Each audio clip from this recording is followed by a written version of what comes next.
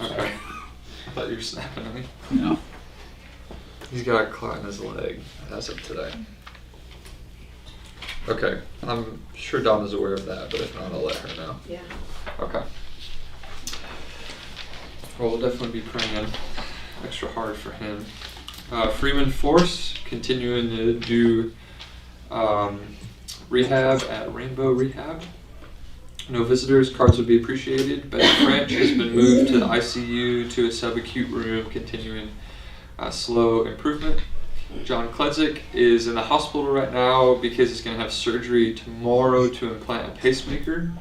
And if that goes well, as we pray it does, he will be home in a day or two. Donna Bay and sister-in-law, Cindy Ray, who we've been praying for a while. Hey, Keith. Going to be recuperating at home. And Zeke Rivers, we've been continuing to pray for, as well as Patricio for his visa process. And then I think this was just this past week, this was added on the prayer list. So Dan and Sharon Shepard's grandson, Ben, was in a car crash along with one of his friends. And both recovering. I'm not sure how extensive the injuries are, but both recovering from that. Any other prayer requests or updates on those? Okay. For announcements, keeping you in the loop about the prayer focus for this week that Landon publishes. You know how we're praying for the fruit of the Spirit, just blanketing this congregation with those and focusing especially on faithfulness this week. Got any 39ers in here? You help with 39ers, right? Outing to Braden Station this Friday. So it sounds like you're in the loop on that. Paragould Children's Home Truck will be here to pick up our donated items. Hey, David. Monday, March 27th, Dawn that very thoughtfully added some signage to our bins out the door here. She's like, I just don't want guests to think we're like storing our laundry and trash in some bins along the hallway. So now everybody knows exactly what those are. Very thankful for that. March 27th for those. As well as OC Missions team collecting items to send to our mission efforts abroad, and you can see that list in the email. Last announcement, Easter egg hunt, Saturday, April 1st. So we need a couple things. One is, and it seems like this is the priority, pre-filled plastic eggs are needed by March 29th. Or what you can do is drop off some of the empty plastic eggs. And if you're willing, then maybe you're not someone who drops those off, but you see the plastic eggs in the bin outside the office. We're asking that you pick up one of the bags of empty plastic eggs and fill those with candy, and then return them to the other bin next to it. I think they'll be labeled, and that should be pretty self-explanatory. Okay, class count. Gonna count you, Riley, even though you're in the corner. All right.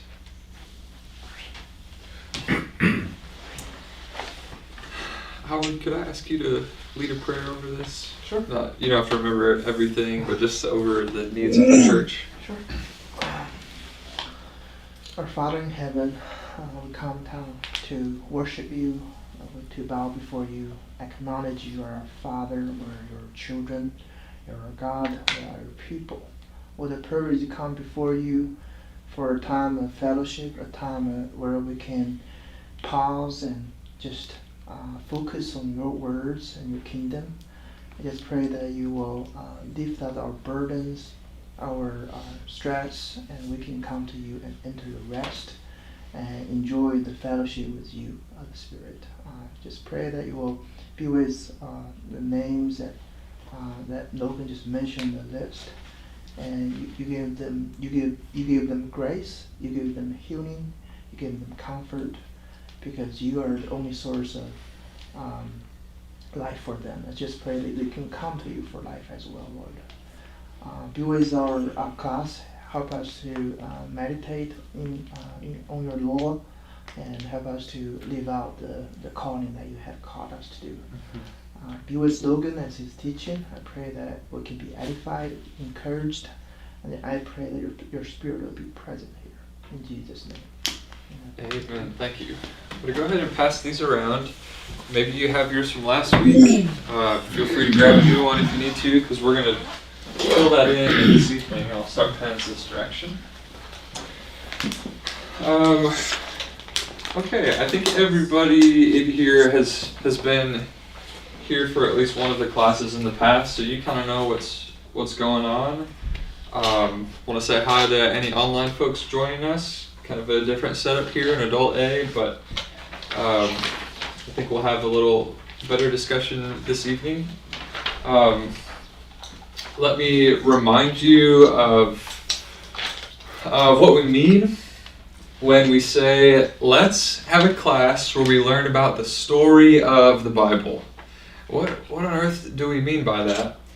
And so we've said we are talking about the grand story from Genesis to Revelation, if you had to fill that in.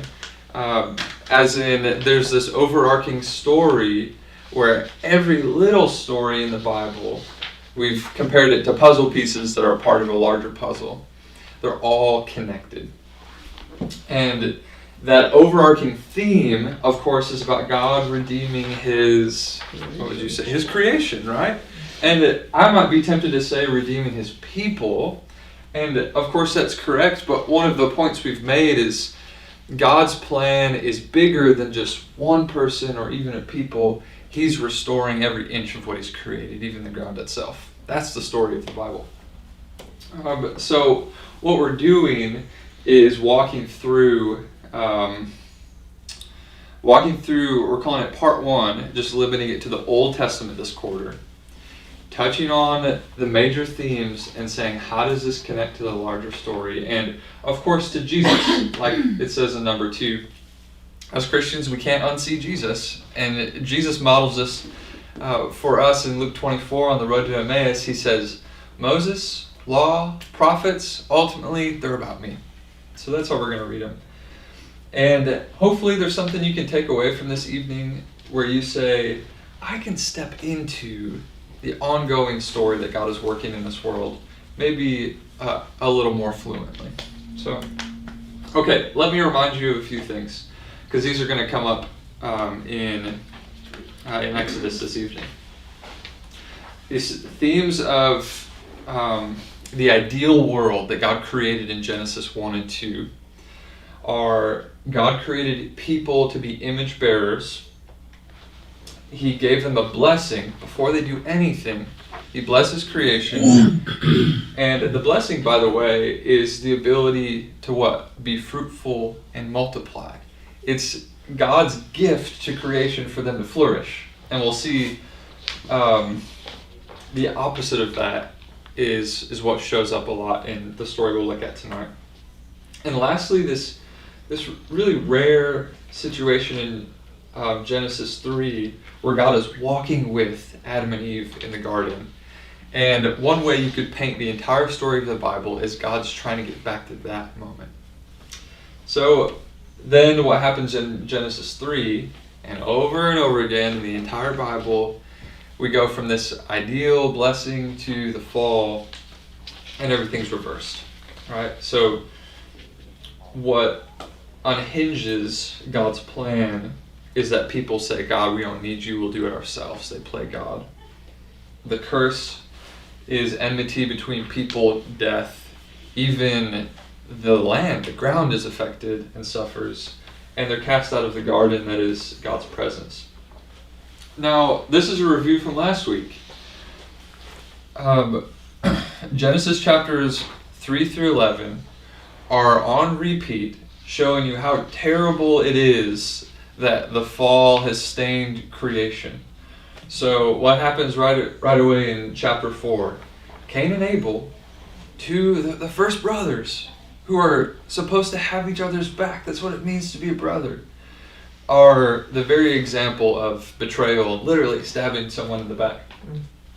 The story of the flood, the Tower of Babel. It's just this falling down the stairs in chapters 3 through 11. And then in chapter 12, God says, I need to put an end to this. I'm going to hatch my rescue plan. And so in chapter 12, don't cheat by looking on the wall. Who does God call out of all places, Babylon, to be the instrument of blessing for creation? Abram. And so what we did last week was talk about, okay, what exactly is the blessing that God gives to Abraham? Well, it reminds us of the blessing of Genesis 1, in short, the ability to flourish, but there's a little bit more to it in chapters 12 through 15. And so here's one way to think about it that's been helpful for me. God promises to Abraham, and through him, deliverance, belonging, legacy, security, and abundance. And these are the book chapter references for those. And we said God is still working this promise and this blessing in the world today. This is, for example, why we care so much about blessed groups. And as we're looking at organizations we're going to partner with and what blessed groups do, I have this list of 5 in front of me. And I'm saying, how can we participate with God in these specific 5 things? Because God is still up to these today. Okay. So that moves us through essentially the book of Genesis, because chapters 12 through 50 are then the story of Abraham's family attempting to carry out the blessing, but what do you know, consistently failing. Chapter 50 in Genesis, the end of the book, ends on a high note, though. So do you remember the story of Joseph? And as the curse does, betrayed by his brothers, thrown into a pit, sold to slavery, but where does he find himself? In Egypt, essentially as the ruler, as the king. And do you remember the name of the place I think, first mentioned in chapter 47? That when Joseph is reunited with his family, they get to dwell in this place just outside of Egypt. Goshen? Yeah, nice. Goshen. And Goshen is sort of this this reminding or redoing of the garden in some ways, of the blessing. So I got a little ahead of myself. If you want a cheat sheet for filling in each of the stages that we've covered so far. Creation, the fall, the rescue plan will be in Exodus this evening, and then sneak peek for next week's going to be the wilderness. Maybe this will be helpful to sort of organize a story in your mind. Okay, let's talk about Goshen. So, I think we've got enough to cover tonight that we won't read this, but you can look at these later. In chapter 47, verse 27, it makes this really interesting comment about Joseph and his family, that they're in the land of Goshen, and it says they are fruitful and they multiply.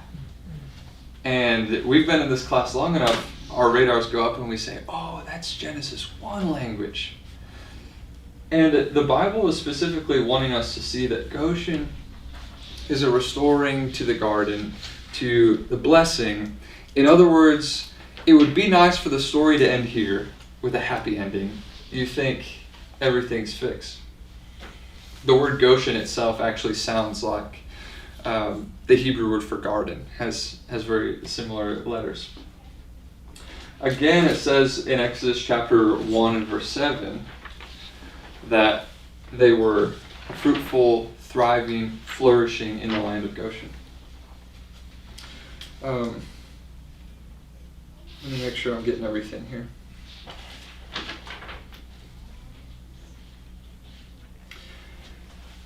It reminds us of Abraham, who is called out of his homeland to then a foreign place where then he is promised to flourish. So just as with Joseph and his family, they're called out of their homeland, off their farm, to this land of Goshen. And you're like, oh, I've seen this before. This is an Abraham move. And it seems like this is going to go well. This is why then you turn to Exodus chapter 1. And after the first few verses, things start to go terribly. And it's a shock to the system. Because for a second, we took a deep breath and we're like, oh, okay, God figured it out. So this is where we're going to pick up then, is this problem. In some ways, especially the Old Testament, is the blessing and fall on repeat. So here's another one in the book of Exodus. So let's go ahead and read this. And here's what I need some help with. As we're reading this, if Israel in Egypt represents falling out of Eden yet again, what are some signs of the curse that you see in this passage? Because they're kind of hidden in there. And it's references to, oh, that's exactly what the curse was like in Genesis 3. Hey, Landy, come on up. So keep that in mind and be ready to shout these out. Would somebody go ahead and read then? Exodus chapter 1, verses 8 through 16.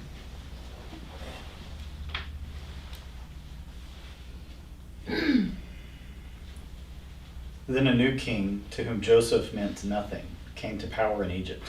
Look, he said to his people, the Israelites have become far too numerous for us. Come, we must deal shrewdly with them, or they will become even more numerous, and if war breaks out, we'll join our enemies, fight against us, and leave the country. So they put slave masters over them to oppress them with forced labor, and they built Pithom and Ramses as store cities for Pharaoh.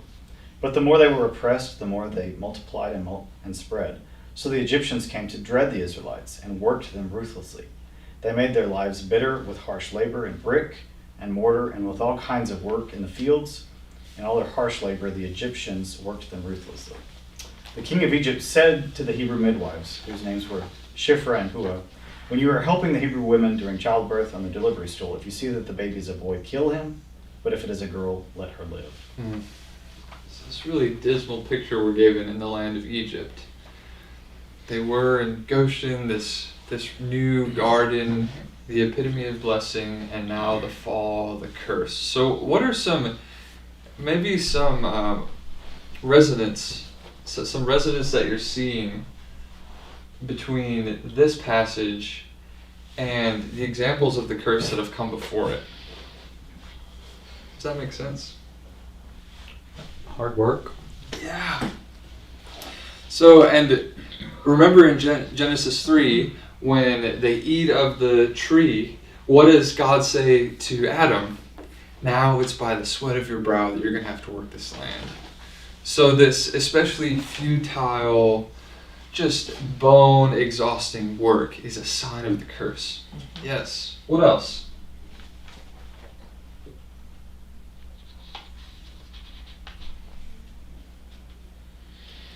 They're trying to curb the fact that they're being fruitful and multiplying. Yeah, right. So where there's evidence of flourishing, the people of Israel are growing, multiplying. Then the Egyptian king shows up and he says, we need to reverse this. We need to squash this. Okay, so if the blessing is growth and flourishing, then what he's doing is stomping on the blessing and initiating the curse. Death is on next To what? Death would be Right. the next one. Yes, death specifically of the male children. Yes. Wasn't it a sign of blessing in God's story so far that a male child was born to a couple when you thought it could never happen? Right. So this is a reversal to a devastating, heightened level of Abraham and Sarah and Isaac. Any else?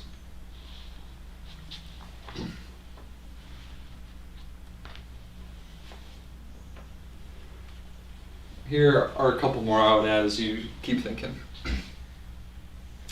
Remember, a sign of the curse is playing God, right? So in the ancient Near Eastern context, especially for the Egyptian people, the king who sat on the throne was a representation of God himself, of the power of the gods. So you start to read about this with ancient Near Eastern eyes, and you're already seeing, okay, here's potential for this king either to play his part well as an image of God or to not. And what do you know? He uses being a representative of the gods to crush, destroy, curse. So it's this example of playing God in a terrible way. And specifically, Pharaoh makes Israel, what does he say? To work, make bricks, build the cities. And that same word, work, is the word that God tells Adam to do in Genesis chapter 2, to work, cultivate the garden. And it's a good word. It can also mean literally to serve. And so there's this interesting reversal that's happening here, where in the ideal scenario, people are to work in a way that cultivates and contributes to flourishing. And instead, Egypt, with their power, is not causing creation to flourish with work, but is making slaves of other human beings as they do backbreaking work. It's a quick question. Yeah. I really appreciate the parallel between the two narrative, the fall and the Egyptian narrative. So the curses can be paralleled, Yes. and God is parallel to Pharaoh, the king, the son of God in that ancient time. Sure. What is counterpart to the fall in Genesis 3? In other words, what did Israelites transgress to make that happen? Okay, so is there a transgression from the Israelites that also leads to this fall in Exodus chapter 1? Yeah. That's a good question. How would you answer that? I don't know. Okay, you're legitimately asking. Yeah. It's not one of those. I'd Most say questions it's- asked in class, I'd they say have an it's part answer. of the fall. Yeah. So once the fall happened, it created a world whereby God no longer walked with his people, but they are now being ruled by other people. And it's just, to me, it's just all part of the fallen world because of the original fall. Of course, it just propagates itself over and over and over again. We live in a world where the blessing can be stepped on by the curse without a Without a Yeah, that's true. transgression. And I would say, is Israel, God's people, do not live perfectly in the back half of Genesis. So maybe it merits some punishment.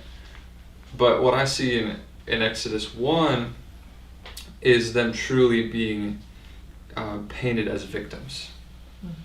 I don't know if there's really, if it's trying to paint them as, this is your fault, Israel. You transgressed, and so this is coming because you messed up. It's truly victims. What reminds me of this is chapter 1 says the cry of the Israelites reached God. He heard the cry of his people.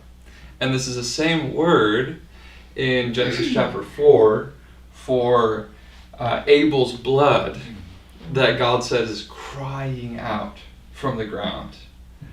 So inasmuch as Abel was a victim, I think Israel is painted to be a pretty innocent victim in all of this. Well, it makes me think of why do bad things happen to good people? And then it also reminds me of Job, like his friends going, what'd you do wrong for all this bad stuff that happened? It's like, bad stuff happens. Yes.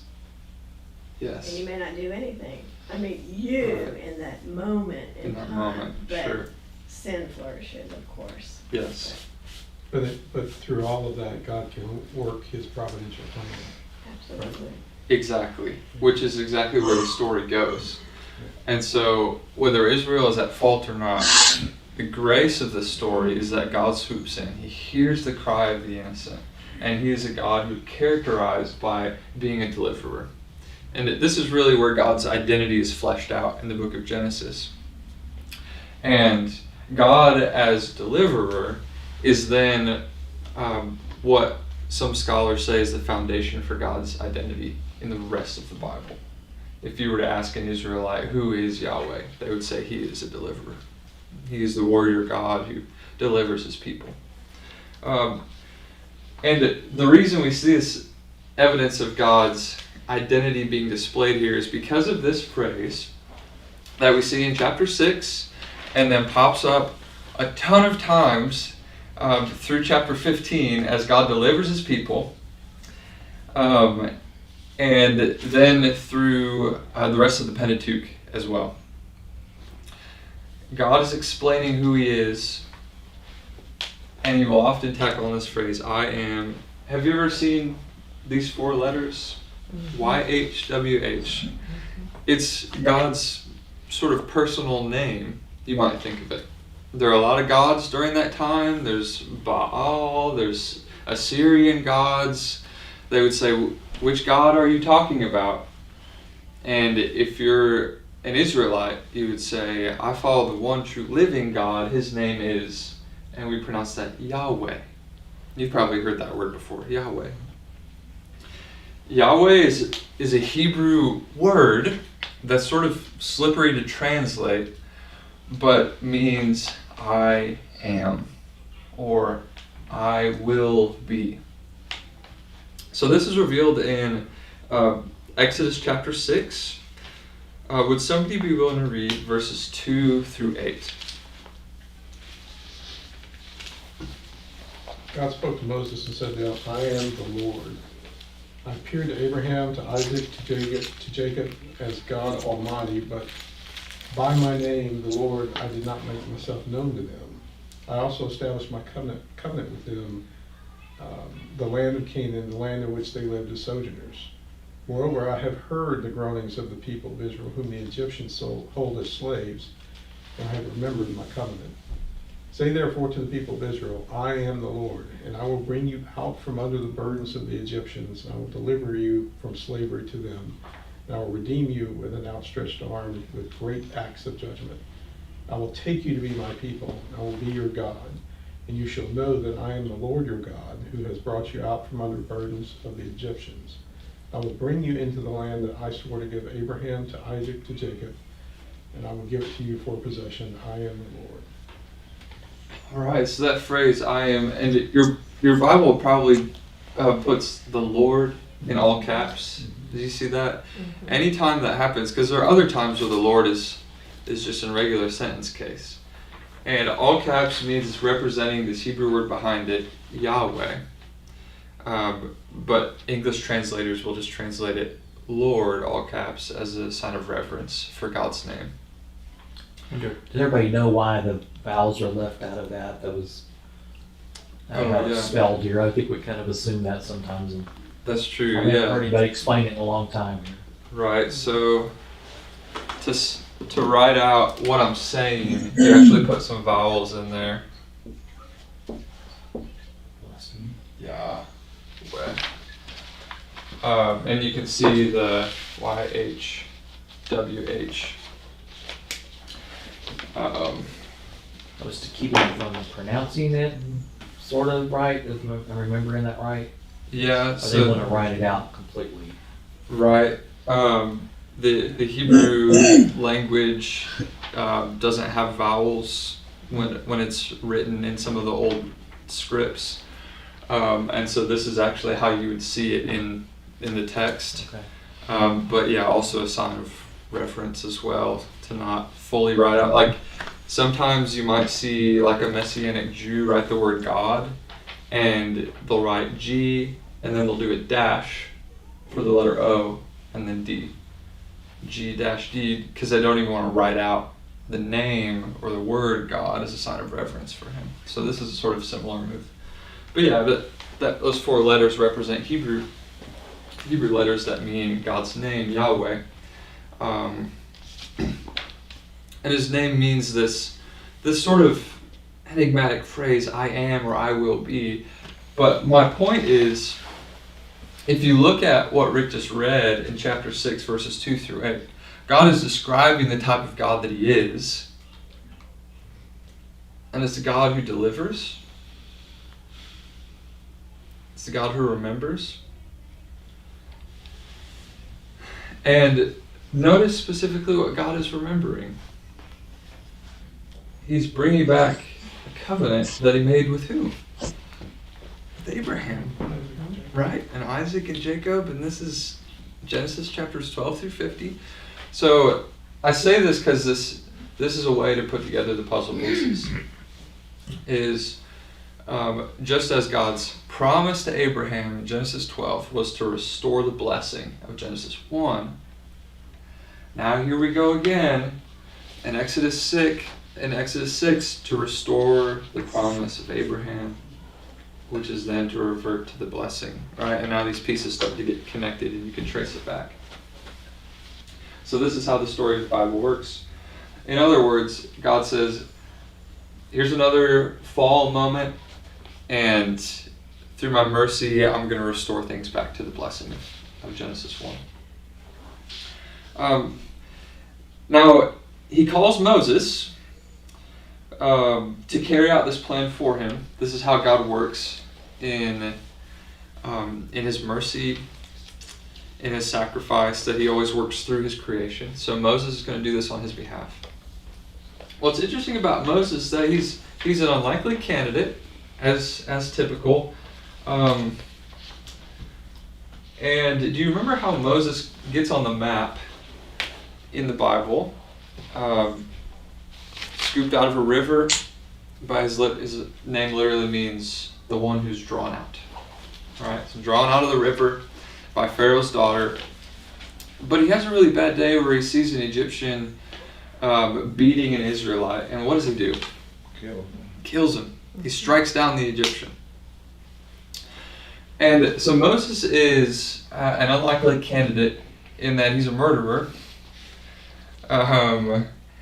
And remember, to strike someone down, to be a murderer, is an example of what? The curse. Right? Moses is poisoned with the curse, and yet God's going to use him to reinstate the blessing. Now, this is the part, as I was preparing for this, that challenged me the most. I'll just share this with you. Part of what keeps going wrong in the Bible, starting with Genesis 3, is that people do not trust God for his plan and for his timing. Right? In Genesis 3, they take of the tree because they don't trust that God will give them what is good in his time. In the same way, I think Moses desires deliverance for his people. And instead of waiting upon God to bring it in his timing, which we find out that God in fact does this in mighty ways, Moses takes it into his own hands, plays God, and says, I will begin to strike down the Egyptians one by one if I have to, so that my people can be delivered. And it was a challenge to me. I think this impulse is still stumbling through our hearts and creation today. Like, what are the ways that I, instead of entrusting God to bring what is good in his timing, like, I wrestle that from him. And I try to force what I think is good. Often to my detriment and that of others, you know? If that makes any sense, help me name some examples of this. Sometimes when, instead of waiting upon God and trusting in his plan, we play God and do it ourselves. think in Western civilization in particular, we're kind of, it's in our DNA to take action, right? Yeah. And I'll, we're not supposed to just sit around either. Right? Sure. I mean, just assuming things are going to happen. So there's a line that's drawn there somewhere. Yeah. Right. And I think it's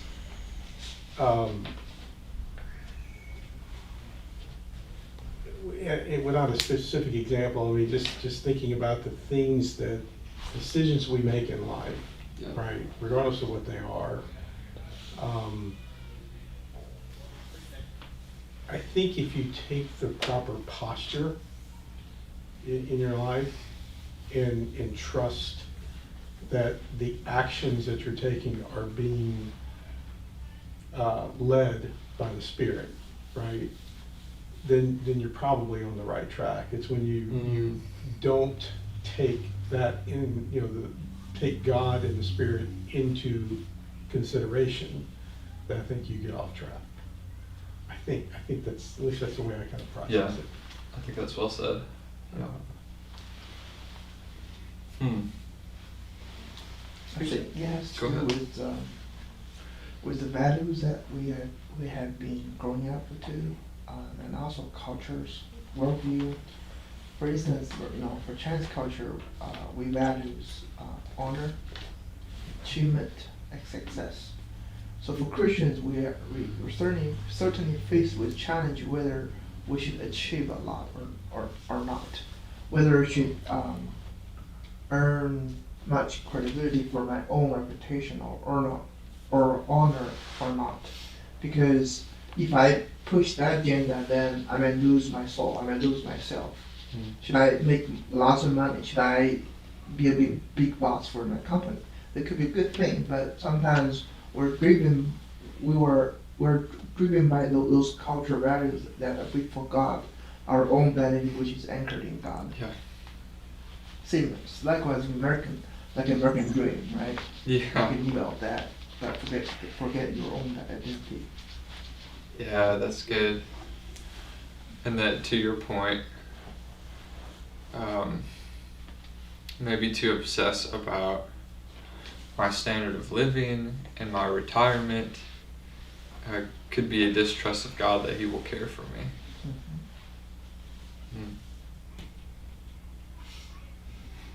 Here's one more example I can think of. Just waiting upon God to change people that I'm close to, my family, my friends, a church. And instead of saying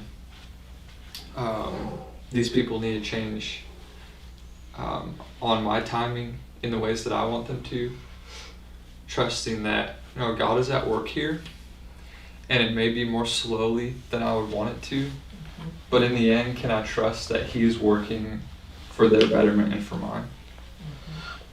So that was just challenging me today. I think I can be Moses sometimes and take things into my own hands. So We all can, especially when you're really passionate about something. right. And Yes. and it's it's not working out the way you. Mm-hmm. Because I mean, I think you can even in the best of intentions, perhaps deceive yourself as to how things need to play out, Mm-hmm. right? And when they don't play out the way you think they should, then you take action, or Yes. you try to take action. Yes. So, Yeah. it is hard. I mean, look, That's a great point. that is a lifelong journey. Mm-hmm. You maybe I'm wrong, but I don't think you'll ever master that. Sure. It's a Yeah. process that I think we are. It's just part of our formation. Throughout our lives, and maybe it gets easier to a certain degree, or depends on how you look at it. But at the end of the day, I think you're always gonna. Yeah. That's always gonna be a part of who you are. Yeah. Because you're part of that fallen condition, Sure. right? Yeah, and that's a good point of to me, sometimes it can seem like I care more than God does about something, and maybe Moses felt like that too. But what we find in this story is it's not that God doesn't care about deliverance and justice. God does it in a way that's more grand and passionate than Moses ever could. He just does it in his own timing and his own wisdom. And that's sort of the irony, is like, Moses, if you would have just trusted, like, your people get to be delivered just as you wished, you know? Like, Logan, if you would just trust, like, God will give you these good desires you have even more wonderfully than you can imagine. His story is written, and you know the outcome. Right. Yours is not. Yeah. Right? Yeah, exactly. Logan, Right. I think another point in this story is the fact that he kills the Egyptian is what makes him flee to where he meets God Mm-hmm. in the end. So God uses his brokenness, Yeah. works through his brokenness Yeah. to ultimately call him and deliver him. So Mm-hmm. how many times does God Yeah. work through our bad choices and redeem us from Yes. ourselves? Wow. Mm-hmm. And that God seems to seek those people out to be instruments of his blessing in his kingdom, you know, like that gives me assurance when I feel like I'm an enemy of God. That, like, no, those are the exact people he uses. But also when I look out into the world and sometimes see enemies of God, that gives me a mercy of, like, those are the exact people God uses. Wow, thank you for processing that a little bit together. And so what God does then, he does show up. He uses Moses. He does bring this wonderful act of deliverance and justice, and he does it through the famous 10 plagues that maybe you remember on the flannel board in children's class. And this, like, the 10 plagues would merit their own class. So much going on here, especially when you sort of compare it to the ancient Near Eastern worldview and Egyptian gods. So I just want to mention a couple things, because we've got sort of one more chapter we want to talk about. And that is part of why God picks these 10 plagues specifically. Because you might be like, what on earth? Like, why these? Why boils and gnats? And this is just randomness. There have been some good cases made that what God is doing is challenging the powers of the Egyptian gods who are known to operate in these spaces. Whether that's the river god or the god of the livestock and flourishing in the fields. Whether that's the god of medicine and physical well-being, the god of birth. And God is sort of, Yahweh, the one true God, is sort of playing their game and picking them off one by one and saying, the thing that you're known for is the thing I'm going to beat you at, because I'm that glorious. And this is the thing that God does a lot in the Old Testament. So, like 1 Kings chapter 19, when Elijah is on Mount Carmel, remember the prophets of Baal are dancing around the altar trying to get Baal to strike down the altar with fire. And this makes sense because Baal is the god of the mountains and storms. That's what he's known for. So literally what Elijah challenges the prophets to do is to get their storm god to bring down a lightning bolt, is, I think, a good translation of what happens. Bring down a lightning bolt upon this altar. Right? Because he's a storm god. He's like Thor. And he doesn't show up. Baal doesn't show up. Elijah makes this hilarious joke of maybe he's on the toilet and he can't hear you. He's got the fan on. He can't, you know. And instead, Yahweh is the one who then, with a simple prayer from Elijah, brings down a lightning bolt, this beam of fire. And it's as if to say, Baal, like, the thing that this is your thing, and, like, Yahweh is God of all things, and He can beat you at this one too. It's a way to display God's power. And here's the last thing. There's this strange deal on the night of the 10th plague when God is going to strike down the firstborn. Where what does He ask the Israelites to do? To kill a lamb and to paint the blood of the lamb on their doorposts, and then use the lamb for a dinner, to boil it. And there's this theme throughout the Bible of the meal being a place, when it's couched in the fall, it's a place of deception. It's a place of curse. So, for example, can you think of a time in, let's say, the book of Genesis, where deception happened over a meal? Jacob and Esau. Yeah, Jacob figures out a way to swindle his brother out of his birthright over a bowl of soup. You can sort of think of Genesis chapter 3, Adam and Eve eating, as a meal environment. There's this theme of, especially up until this point, if there's a meal happening, you better watch out, because the pattern is someone's going to be stabbed in the back. There are a few shining moments, like where Joseph redeems his family over a meal. I was thinking about Jesus was betrayed over the Jesus is betrayed over the meal, right? This continues. This is the story of the Bible stuff. And over the 10th plague, God says, I'm going to deliver you, I'm going to save you from death, in the context of a meal. What God is doing, as He does with so many things, is He takes something that's been used for evil thus far, and He flips it upside down, and He uses it for a medium of blessing. I think that's beautiful. I've got a few minutes left and one more slide. Any questions or comments about this stage in the Exodus story? You were kind of implying if we broke them down, there'd be deeper symbolism and all of those. I haven't ever heard that done. Is that what you meant? Or realize I'm a little jet lagged, so I may have missed it. Yeah, I need to read into that a little bit more, but I believe you can map all of these onto powers ascribed to Egyptian gods. Okay. Yeah. Have y'all read into this or heard more about this? I understand the first 5 were, Okay. but yeah. I've not seen like the list, but I've heard the same.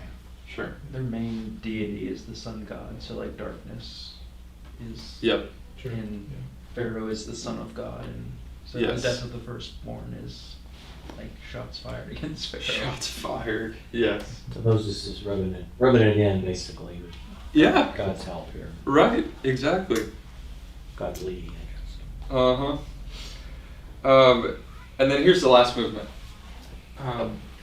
Before we get to the wilderness, which will be next week, is then through these 10 plagues, Pharaoh finally says, your people can go. They go to the coasts, to the edge of the Red Sea, and now our story of the Bible flags start to go up, and we see Genesis 1 language happening in this moment. Have you ever thought of this? So, maybe you can just kind of have this open and be skimming through it. Exodus chapter 14, verses 21 through 31.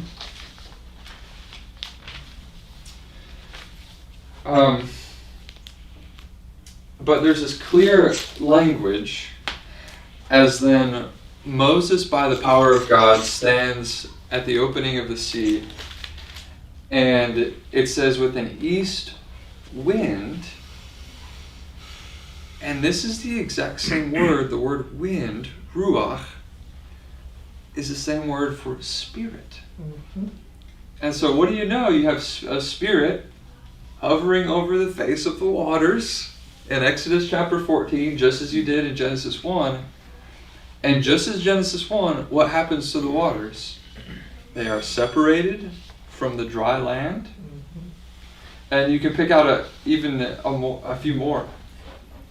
the point is, the Red Sea is a recreation moment.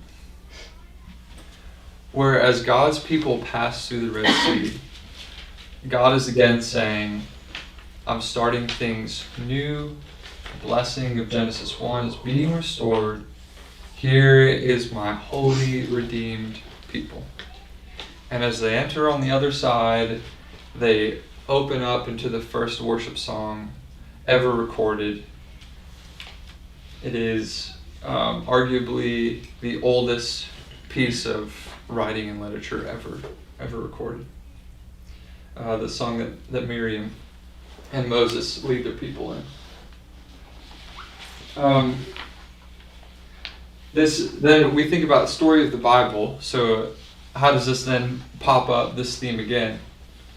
Can you think of like another time when the Israelites need to cross a sea to get into a better land on the other side? Jordan River. Jordan River. Yeah, the Jordan River is this redoing of the Red Sea, which is a redoing of the flood, by the way, just as the Red Sea waters swallow the evil Egyptians, so too did the flood, and sort of started creation over again, which is then a redoing of Genesis 1,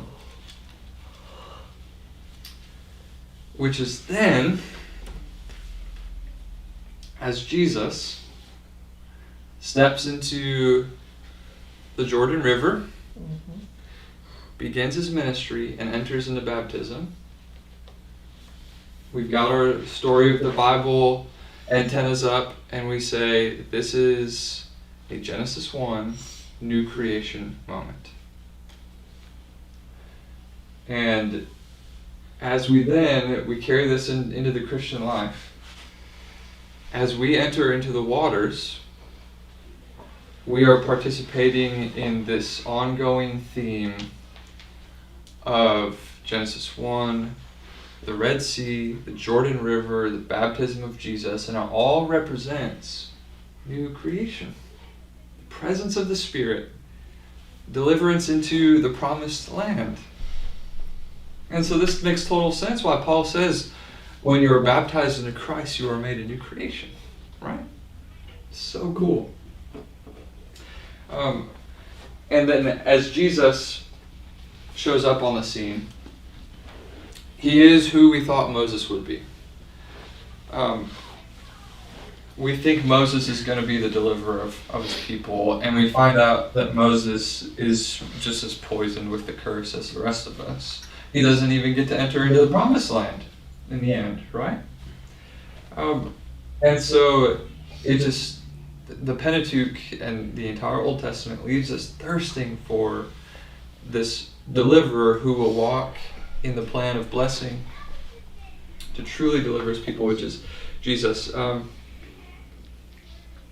else did I want to add?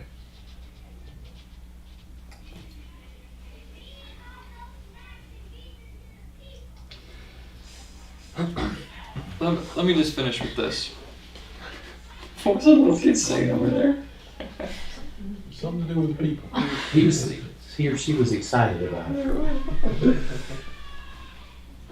Still on? Let me wrap us up with this, and then if you've got any questions or comments. As we talk about the Exodus, the Exodus is where God reveals himself most fully in the Old Testament, at least, as a God who delivers, as Yahweh, the one who is delivering and the one who will be your deliverer, the God of the present and the God of the future. It is built into who he is that he delivers from oppression and exile. And so here are a couple questions to maybe bring this into the now. In what ways is God delivering you? I believe that through his Spirit, God is working in all of our hearts right now and in the ways that we're experiencing the fall and the curse and oppression from the evil one. like God is eagerly seeking to deliver in His perfect timing. And then the last thing I'd add is, as we, filled with the Spirit, the body of Christ, are now caught up in this mission of God, the identity of God, we are being invited to be a people who are working for liberation and deliverance in this world. And so as you look into your friends and your families in this church, in the city of Memphis, and the broader world, what are the spaces that you see need deliverance?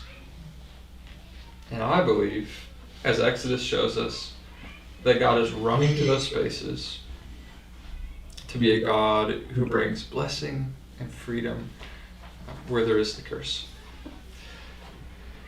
Any last comments or questions?